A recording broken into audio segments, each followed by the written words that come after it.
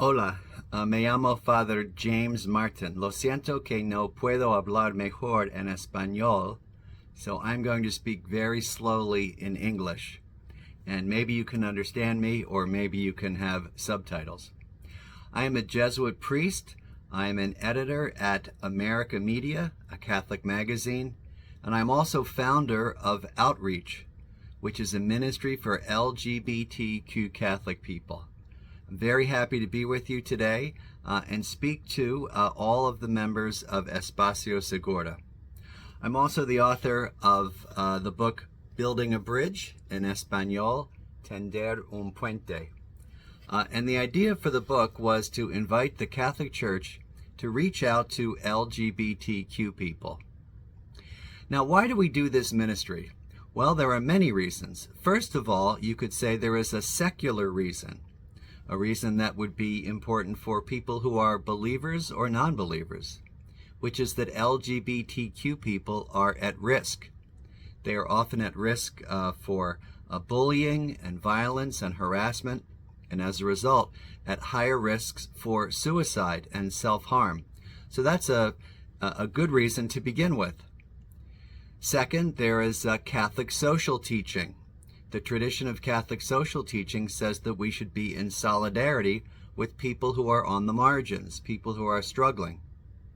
Finally, you can look at reasons from different religious orders. As a Jesuit, we are asked to walk with the excluded.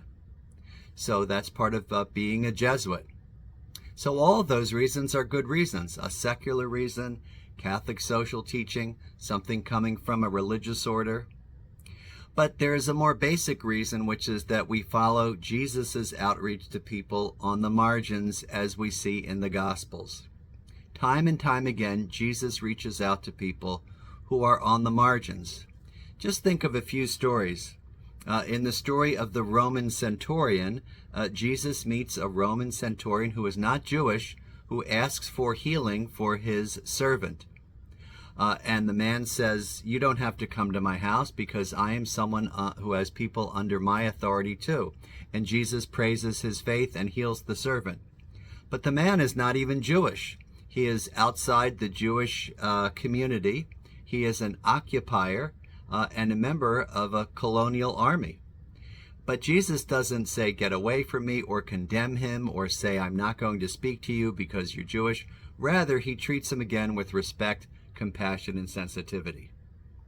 Or look at the story of the woman at the well, Jesus meeting the Samaritan woman. She has been married 5 times and is living with a man who is not her husband. But what does Jesus do? Does he condemn her? Does he tell her that he's not going to talk to her? No, he welcomes her. He reveals himself to her as the living water without a trace of condemnation. And then finally, in the story of Zacchaeus, which I like very much, the short tax collector, Jesus welcomes the man and says, "I'm going to come to your house and dine with you."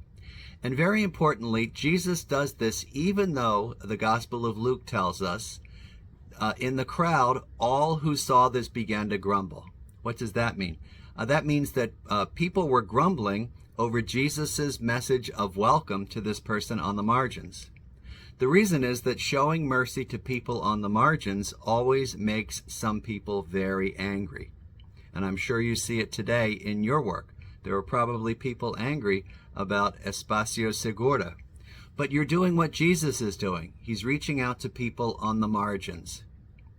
So I think it's very important for all of us to see that this ministry, that the church is doing more and more around the world, and even with the support of Pope Francis. I've met with him several times, and he's been very supportive of this ministry.